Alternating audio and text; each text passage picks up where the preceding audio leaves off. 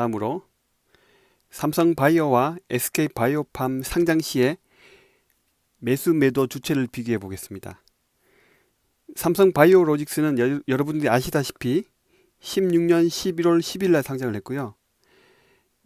상장 첫날을 보시면은 외국인들이 70만 주, 기관이 한 60만 주 정도를 거래를 했는데요. 66만 주 정도를 거래했는데요.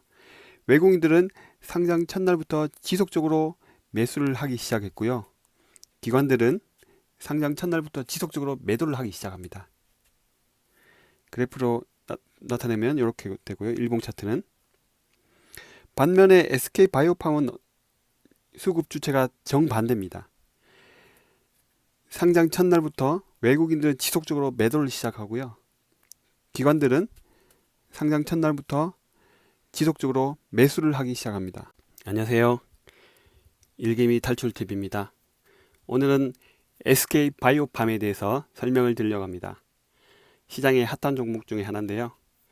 우선 제 영상을 보시고 마음에 드셨다면 좋아요, 구독 버튼 꼭 눌러주시면 영상 제작에 큰 도움이 되겠습니다. 감사합니다. SK바이오팜의 주요 파이프라인입니다. 우선 세노바메이트인데요. 뇌전증 치료제고 부분 발작 부분에 있어서는 미국 FDA의 허가가 났고 유럽 EMA, MAA 접수가 완료되었습니다. 그리고 1차성 전신강직 간대 발작 이 부분에 대한 뇌전증 치료 부분은 임상 3상이 진행 중이고요. 그리고 수면장애 이러한 부분에 대한 치료제로서 솔리암페톨이 있습니다. 미국 FDA 허가가 났고요. 유럽 EMA 허가도 났습니다. 잠깐 설명을 해드리면 세노바메이트는 유럽 지역 개발 및 상업화 권리를 아벨사에 기술 수출을 했습니다. 아벨사는 유럽 의약청 EMA에 세노바메이트를 성인 대상 부분 발작 치료의 부가요법으로 허가 신청했습니다. 지금 심의 진행 중이고요. 이 약물은 SK바이오팜에서 신약 후보 물질 개발부터 FDA 승인까지 SK바이오팜의 기술력으로 진행을 해서 성과를 이뤄낸 국내 최초의 신약입니다. 그리고 SK바이오팜이 개발했던 것 중에 수면장애 부분인데요. 여기 보시는 것처럼 솔리암페톨입니다. 솔리암페톨은 재즈사의 아시아 12개국을 제외한 국가에서의 개발 및 상업화 권리를 기술 수출했습니다. 지금 재즈사가 미국 FDA와 유럽 의약청으로부터 솔리암페톨의 시판 허가를 획득했고 미국에선 이미 판매 중입니다. 그 다음으로 SK바이오팜의 주요 성과입니다. 방금 말씀드렸지만 세노바메이트는 스위스 아벨사의 유럽 지역 개발 및 상업화 권리 기술 수출을 5억 3천만 달러에 약 6,300억의 기술 이전을 완료를 했습니다. 그리고 두 번째로요. 뇌전증 치료제 시장 규모입니다. 전 세계 뇌전증 치료제의 시장 규모는 61억 달러고요. 약 7조 3천억 정도입니다. 미국 내 뇌전증 치료제 시장 규모는요. 33억 달러고 약 4조 원입니다. 이는 전 세계 뇌전증 치료제 시장의 약 54%를 차지하고 있습니다. 미국 시장이 상당히 큰 단일 국가입니다. 단일 국가로서는 상당히 큰 시장입니다. 그리고 뇌전증 치료제의 경쟁 업체에 대해서 잠깐 살펴볼게요. UCB는 현재 세계에서 매년 매출 1조 5천억을 내는 뇌전증 치료제 빈펫을 판매하는 곳입니다. UCB는 빈펫 외에도 케프라, 브리비액트 등 뇌전증 치료제 3가지를 보유하고 있습니다. 기사를 잠깐 살펴볼게요. SK바이오팜 연 매출 1조 5천억 뇌전증 치료제를 보유한 UCB처럼 클까? 자, 여기 보시면은 여러 투자 회사에서는 SK바이오팜의 기업 가치를 6조 4천억, 5조 7천억, 5조 원 이 정도 수준으로 예측을 하고 있습니다만은 지금 이미 16조 원입니다. 첫날 급등하고 난 이후부터 계속 상승을 해서 현재는 10조 원을 넘어선 16조 원인데요. 일각에서는 SK바이오팜을 경쟁 글로벌 제약회사인 UCB와 비교를 하고 있습니다. UCB는 현재 세계에서 매년 매출 1조 5천억을 내는 뇌전증 치료제 빈펫을 판매하는 곳입니다. UCB는 이 외에도 케프라, 브리벡트 등 뇌전증 치료제 3가지를 보유하고 있습니다. SK바이오팜도 지금 2가지에 대해서 FDA 승인 받거나 3상 진행 중에 있죠. SK바이오팜이 미국에 출시한 뇌전증 신약 엑스코프리는 UCB의 빈펫, 브리벡트 등과 정면 대결이 불가피한 상황입니다. 하지만 이렇게 큰 시장에 진출을 이미 해서 경쟁을 하고 있는 그러한 유망한 글로벌 신약입니다. 다음으로 두 번째 약물인 수면장애 치료제, 기면증 치료제인 솔리암페톨에 대해서 설명을 드리겠습니다. SK바이오팜은 솔리암페톨의 발굴 및 임상 1상 시험을 마친 후에 재즈사로 기술 수출을 완료를 했습니다. 이후에 이 재즈사가 미국, 유럽을 포함한 글로벌 상업화 권리를 인수해서 임상 3상을 완료를 했고요. FDA로부터 기면증 및 수면 무호흡증으로 인한 주관 졸림증으로 인해 성인 환자들의 각성 상태를 개선하는 치료제로서 허가를 이미 받았습니다. 시판을 하고 있는 그런 약물입니다.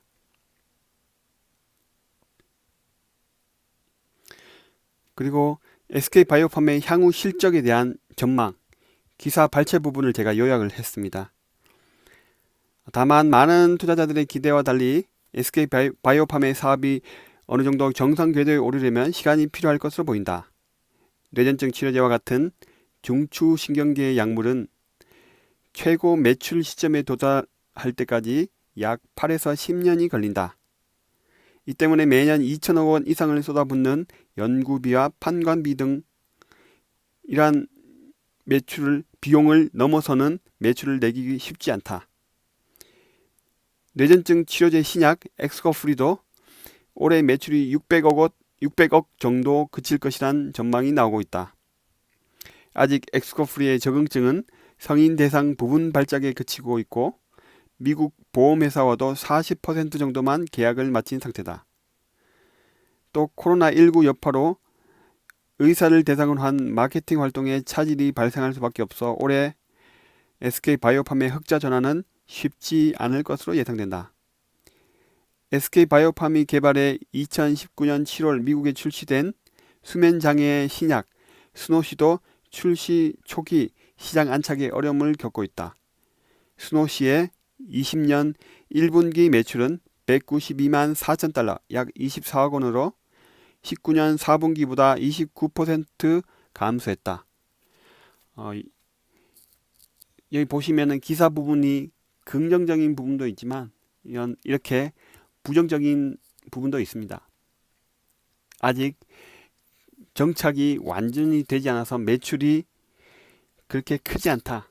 그리고 판관비는 계속 임상을 계속 해야 되고 여러 가지 비용들이 많이 들기 때문에 나가야 될 돈은 많이 있다. 하지만 꼭 부정적인 면만 있는 건 아닙니다. 다음으로 삼성바이오와 SK바이오팜 상장 시에 매수 매도 주체를 비교해 보겠습니다. 삼성바이오로직스는 여러분들이 아시다시피 16년 11월 10일 날 상장을 했고요. 상장 첫날을 보시면은 외국인들이 70만 주, 기관이 한 60만 주 정도를 거래를 했는데요. 66만 주 정도를 거래했는데요. 외국인들은 상장 첫날부터 지속적으로 매수를 하기 시작했고요. 기관들은 상장 첫날부터 지속적으로 매도를 하기 시작합니다. 그래프로 나타내면 이렇게 되고요. 일봉 차트는. 반면에 SK바이오팜은 수급 주체가 정반대입니다. 상장 첫날부터 외국인들은 지속적으로 매도를 시작하고요. 기관들은 상장 첫날부터 지속적으로 매수를 하기 시작합니다. 일봉 차트는 이렇습니다. 이게 왜 이렇게 정반대일까요? SK바이오팜은 왜 계속 기관들이 지속적으로 매수를 할까요? 과연 어떤 호재가 있는 것일지 저는 상당히 궁금했습니다.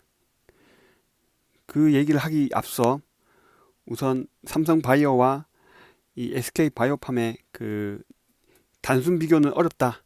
그거를 잠깐 말씀드리고 싶은데요.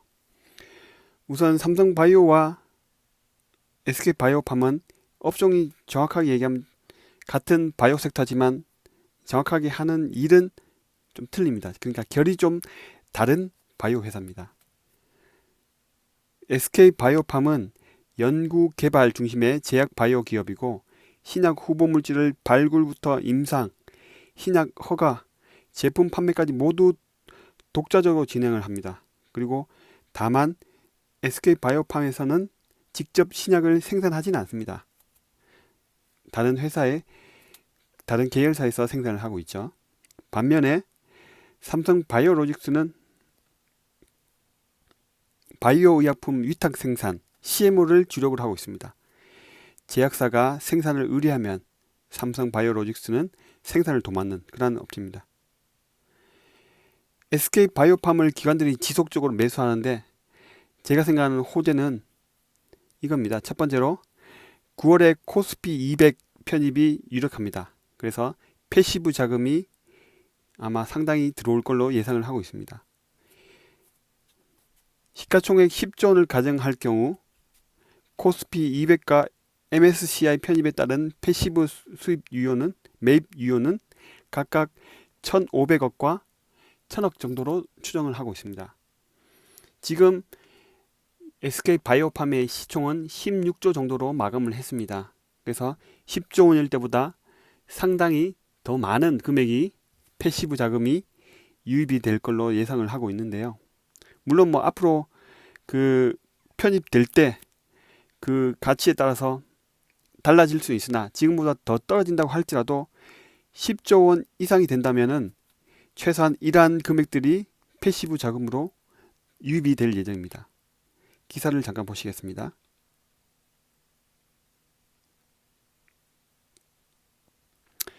무서운 SK바이오팜 단숨에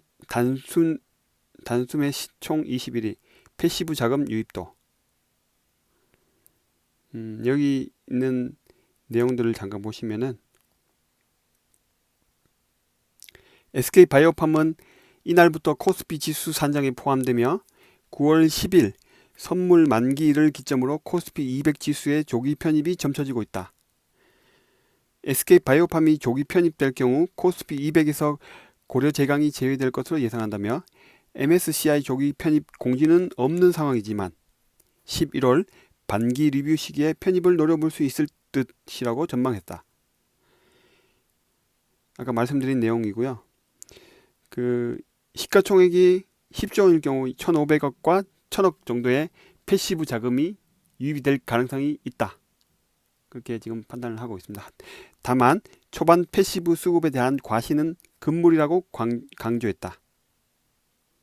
그러니까 이렇게 보시는 것처럼 일단 기관들은 이 코스피 200 편입은 거의 기정사실화하고 있는 것 같고요. 저도 코스피 200은 무난하게 진입을 할 거라고 생각합니다. 뭐 MSCI나 다른 FTSE 같은 이런 그 패시브 자금은 모르겠으나 코스피 200 지수를 추종하는 이런 자금의 패시브 자금들은 분명히 들어올 것이다. 편입이 될 것이다.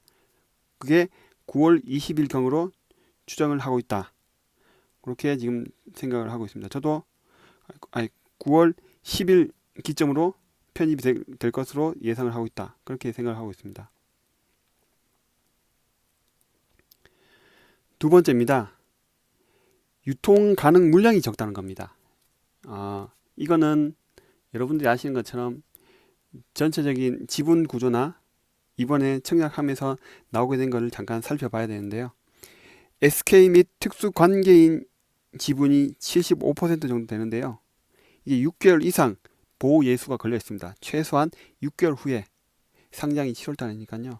6개월 후면은 상당히 많은 시간이 남아 있습니다. 그리고 그 외의 청약수가 한 25% 정도 되는데요. 우리 사주에 5%가 배정이 됐었고 기관 쪽에 20%가 배정이 됐었습니다. 기관하고 일반 청약 20%가 배정이 됐었습니다. 근데 실제로 우리 사주 5% 중에서 죄송합니다. 실제는 한 3.1% 정도가 우리 사주로 배정이 됐고요. 1년 보호 예수가 걸려 있습니다. 그 이유는 인터넷 뉴스를 보시면 아시겠지만 그 5% 배정된 물량을 다 소화를 못했어요. 우리 사주에서 직원들이 다 소화를 못했기 때문에 소화를 못한 그 물량들이 기관으로 넘어갔습니다.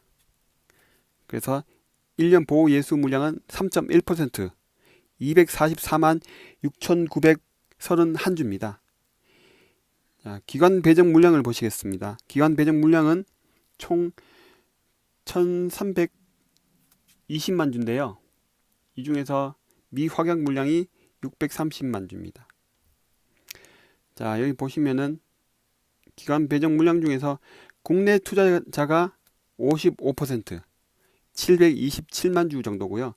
해외 투자자가 45%, 594만 주 정도가 해외 투자자에게 배정이 된 겁니다.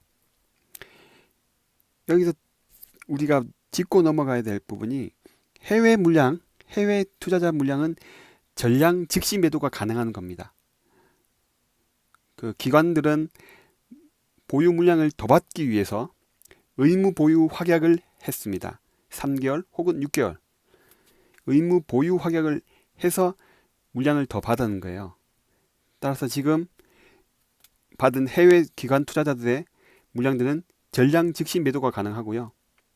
기관들은 앞에 15일, 1개월 이건 소량이니까 크게 많지는 않고요. 많은 물량이 대부분 3개월, 6개월 의무 보유에 묶여 있습니다. 그래서 실제 유통 가능한 물량은 개인 청약 물량 5%하고 기관 의무 보유 미확약분 630만 주 이걸 포함해서 약 한 1000만 주 정도가 됩니다. 13% 정도 되는데요. 여기서 보시면 알겠지만 실제로 기관 투자자들이 가지고 있는 그런 물량은 많지만은 시장에 내다 팔 수 있는 물량은 없습니다. 거의 미미합니다. 앞으로 조금 15일, 한 달 이 물량이 출회가 될 가능성이 매우 높지만 이런 물량들은 현재의 주식 유통량 하루 이 유동량을 보면 소화는 가능한 물량이고요. 오히려 기관들은 물량을 더 대거 사들이고 있는 상황입니다. 보시면은 시가총액으로 현재 유통 가능한 물량이 현재 16조 대비 한 2조 원 정도 수준입니다. 13%니까요. 한 2조 원 정도가 지금 유통 가능한 물량입니다. 이 중에서 해외 투자자들이 상당 부분을 많이 털어냈고요. 해외 투자자들이 많이 털어낸 이후에 이제 매도할 수 있는 물량은 많이 줄었습니다. 국내 투자자들은 오히려 지금 사고 있는 상황이고요. 기사를 잠깐 보시겠습니다.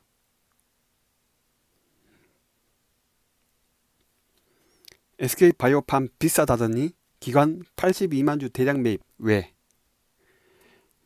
평가 가치 고려한 매수가 아니라 지수 편입 대비 기계적 매수다.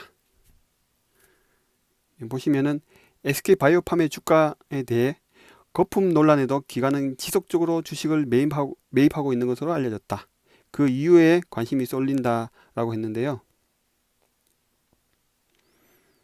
특히 증권사들이 내놓은 10만원 정도 이 적정 주가의 2배에 달하는 이 현재 가격을 보이고 있는데 자신들이 제시한 목표 주가를 이미 뛰어넘었음에도 불구하고 기관들이 정작 빠지지 않고 매매 차익을 실현하지 않고 SK바이오팜을 계속 순매수하고 있는 상황인데요. 지난 2일부터 10일까지 82만 주를 사들였습니다. 반면에 외국인들은 367만 주를 대거 팔아치웠죠. 바로 팔 수 있는 금액이니까, 바로 팔 수 있는 물량이니까요. 차익 실현을 당연히 외국인들은 하고 빠져나간 합니다. 자신들이 내세운 목표 주가에 맞도록 판 게 아니고 오히려 자기들이 사들이면서 거품을 확대하는 데 일조를 한 셈이다 라는 글인데요. 이거는 그겁니다. SK바이오팜이 특정 지수에 편입되어 있거나 앞으로 편입될 것에 대비한 기계적인 매수의 성격이 강하다.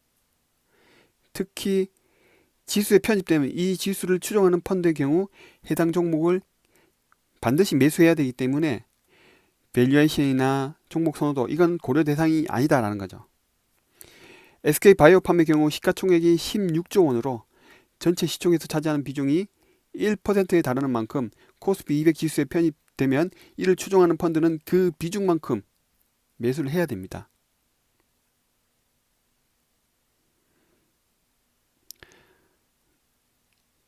일반적으로 해당 종목의 시총이 크면 클수록 유의미한 인덱스에서 편입되면 될수록 많은 수급이 들어오게 되는데 SK바이오팜이 향후 유의미한 인덱스에 편입되면 이를 추종하는 자금이 더 들어올 가능성이 높은 것은 사실이다.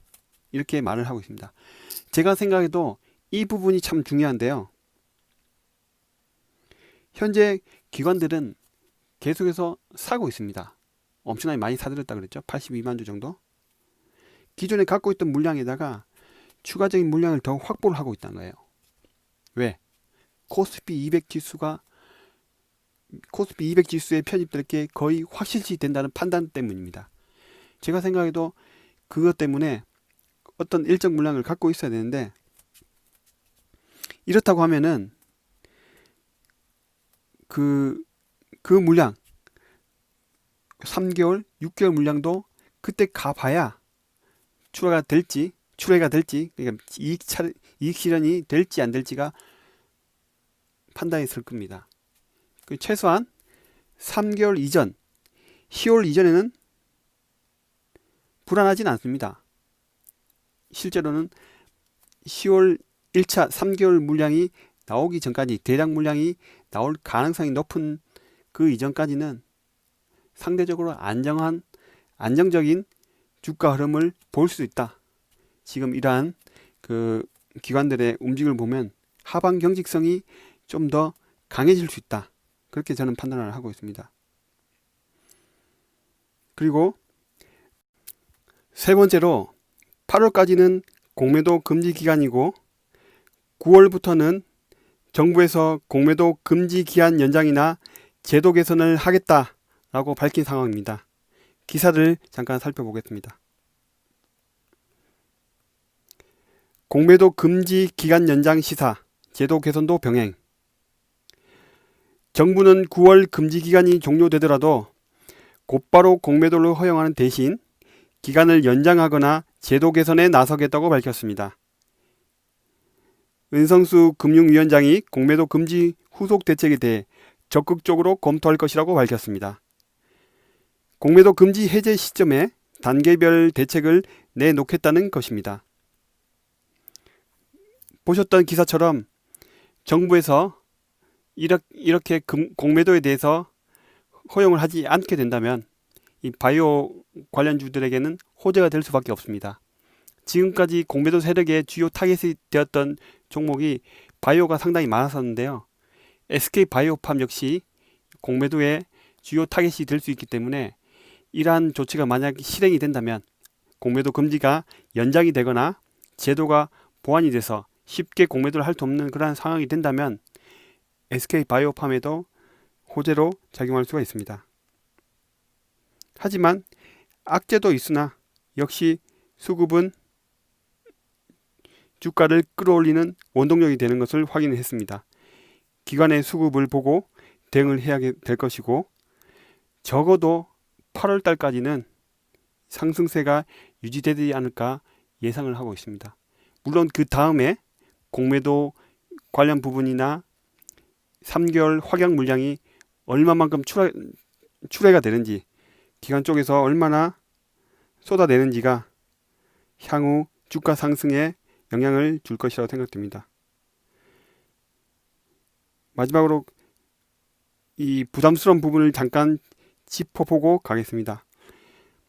높아진 시총에 따른 실질적인 성과 발표, 이런 것들을 발표하기 위해서는 아직 시간이 조금 더 필요합니다. 아시는 것처럼 삼성 결과도 당장 발표할 수 있는 게 아니라 시간이 좀 더 필요한 부분이고요. 만약 9월에 공매도가 부활하게 된다면 다시 공매도의 공격으로 추가 상승이 힘들 수도 있습니다. 그리고 10월 2일 날 풀리는 3개월 의무 보유 확약 물량 170만 주 정도가 기관 투자자들이 얼마나 이익 실현을 하느냐, 얼마나 시장에 내다 파느냐에 따라서 주가 상승에 걸림돌이 되느냐, 아니면 원활하게 넘어갈 수 있느냐, 그러한 시금석이 될 수 있을 것 같습니다.